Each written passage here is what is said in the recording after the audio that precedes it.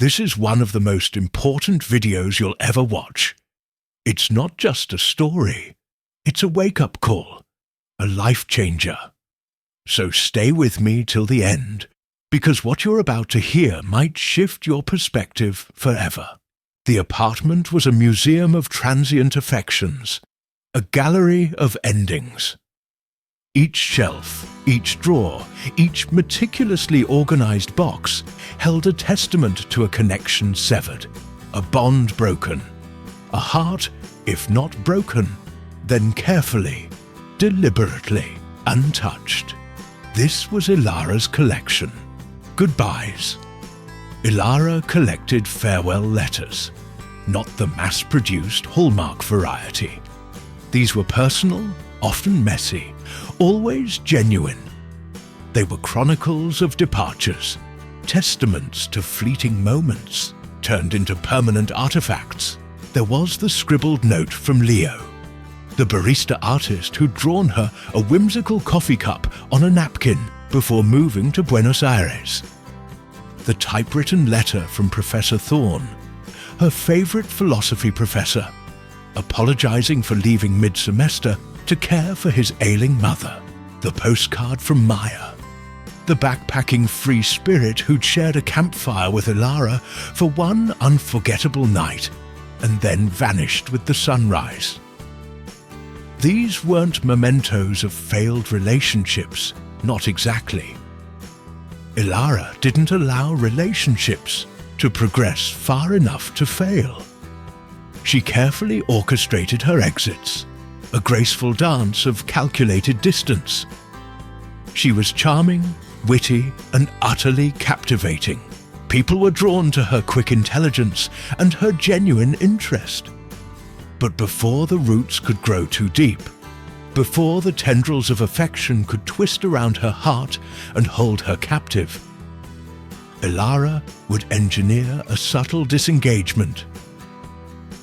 Business trip abroad, a sudden interest in a new hobby that consumed all her time, a carefully crafted excuse that sounded plausible enough to avoid suspicion, but vague enough to discourage pursuit. And then, the final act, the request, subtle and almost offhand, for a goodbye letter. I find goodbyes so fascinating, she'd murmur, her eyes wide and earnest. Hey, me who do come does. It's the most honest moment, isn't it? The distilling of a connection into its purest form. I collect them. And people, charmed as they already were, would usually oblige. They'd sit down, pen in hand, and try to capture the essence of their fleeting connection with Ilara, unknowingly contributing to her carefully constructed shield against intimacy. Ilara believed she was protecting herself. It stemmed from a childhood trauma she rarely spoke of. Her parents, idealistic aid workers, had moved her across the globe every few years. Each new country, each new school, each new set of friends was followed by an inevitable gut-wrenching goodbye. She'd learned early on that attachment was synonymous with pain. Walls had been built brick by brick, cemented with loneliness and fortified with the conviction that impermanence was the only certainty. The goodbyes were her trophies, proof that she was in control, that she could manage the ebb and flow of human connection. They were a buffer against the unpredictable tides of emotion, a constant reminder that everything ends. Then she met Liam. Liam was a whirlwind of sunshine and laughter, a sculptor with hands perpetually stained with clay and a heart seemingly incapable of holding a single cynical thought. He owned a studio down the street from Ilara's meticulously curated life, a space filled with the scent of earth and the quiet hum of creativity. He noticed her immediately. Ilara, with her guarded eyes and her carefully constructed facade of Indifference was a stark contrast to the vibrant, chaotic energy of his studio. He was intrigued. He started with simple greetings, a cheerful "good morning," as she walked past his studio. Then, coffees at the corner cafe, where they debated the merits of Impressionism versus abstract expressionism. Eventually, invitations to his studio, where she watched mesmerized as his hands coaxed life and form from shapeless lumps of clay. Liam didn't ask her probing questions about her past. He didn't try to unravel the complexities of her personality. He simply accepted her, flaws and all, with an unwavering warmth that felt both terrifying and incredibly alluring. He saw through the carefully constructed walls, not by force, but by gently chipping away at the mortar with kindness and understanding. He saw the vulnerability hidden beneath the sharp wit, the loneliness masked by her aloof charm. Ilara found herself drawn to him in a way she hadn't anticipated. His optimism was infectious, his genuine joy in the simplest things a stark contrast to her own carefully guarded cynicism.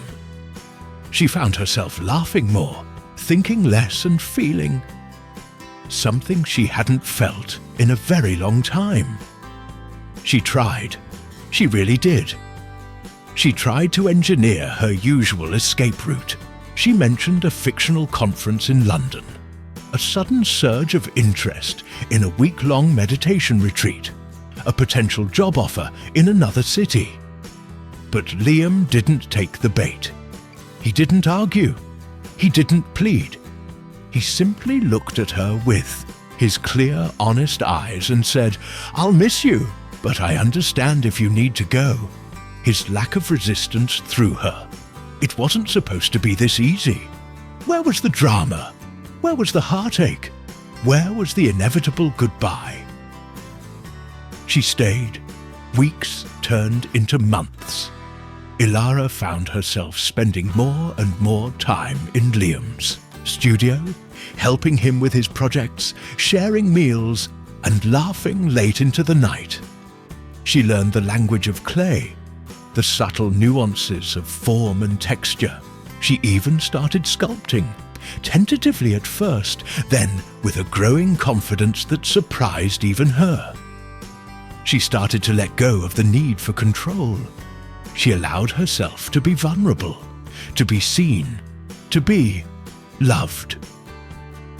One evening, after a particularly long day in the studio, Liam turned to her, his face illuminated by the soft glow of the setting sun. He took her hands in his touch warm and grounding.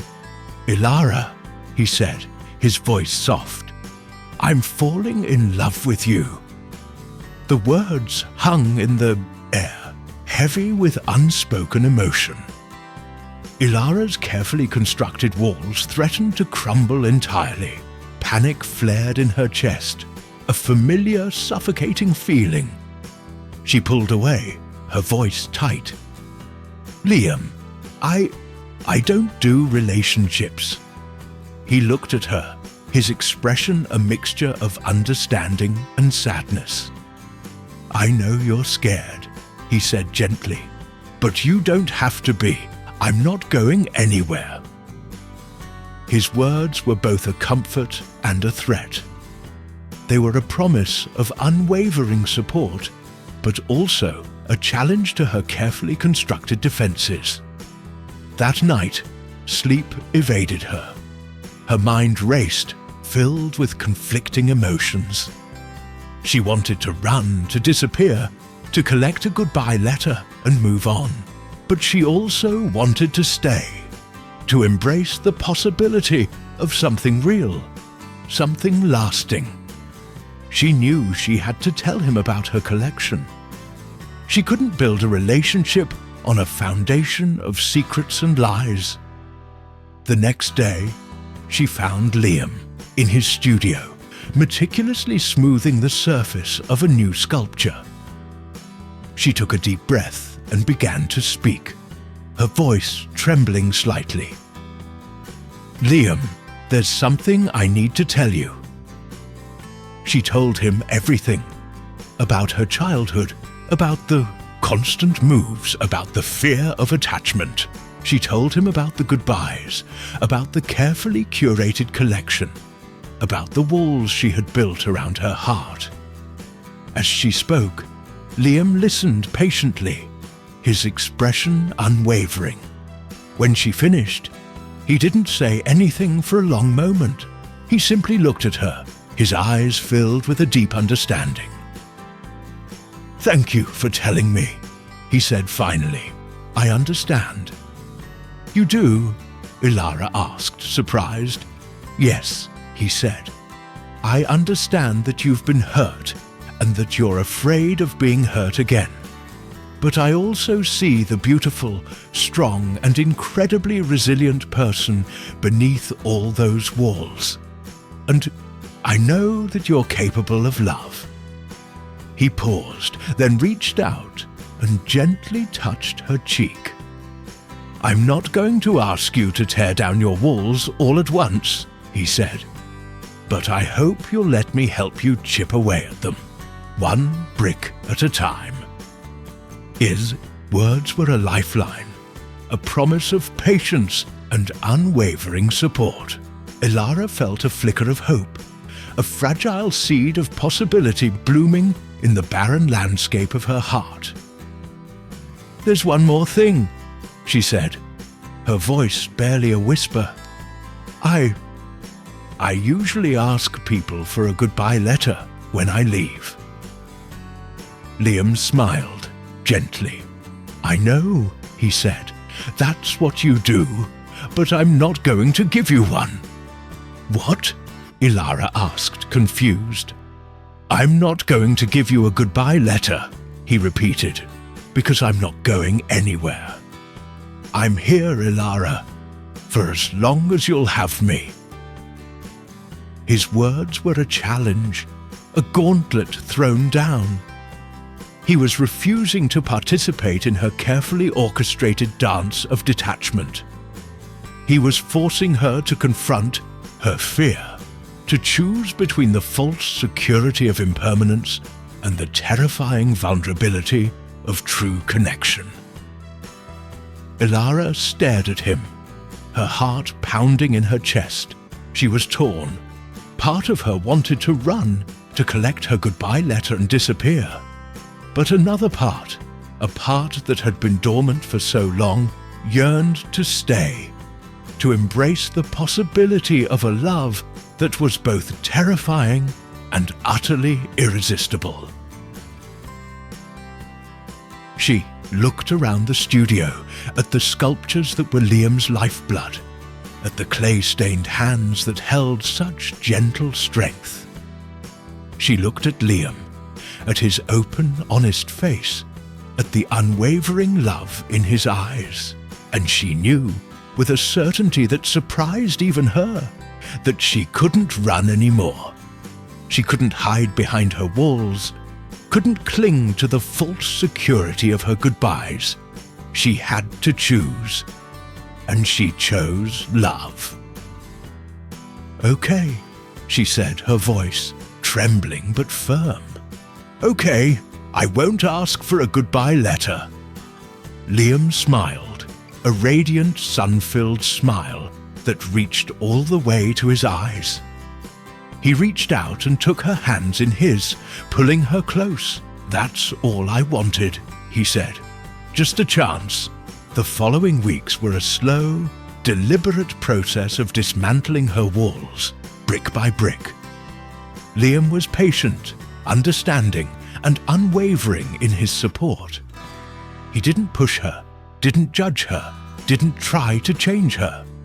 He simply loved her, unconditionally and without reservation. Ilara started to attend therapy, delving into the roots of her trauma and learning healthy coping mechanisms.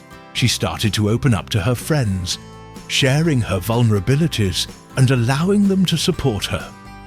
She even started to revisit some of the people she had collected goodbyes from, offering apologies and seeking reconciliation. It wasn't easy. There were setbacks, moments of doubt, and times when she desperately wanted to retreat back into the safety of her isolation. But with Liam by her side, she found the strength to keep going, to keep chipping away at the walls that had held her captive for so long. One day, Ilara found herself sorting through her collection of goodbyes. She carefully reread each letter, each note, each postcard, seeing them now not as trophies of control, but as testaments to missed opportunities. She felt a pang of regret for the connections she had severed, for the love she had pushed away. She realized that the goodbyes hadn't protected her from pain. They had simply postponed it, dragging out the inevitable heartache over a lifetime of missed connections. They had kept her safe, yes, but they had also kept her isolated, preventing her from experiencing the joy and fulfillment of true intimacy. She decided to let them go.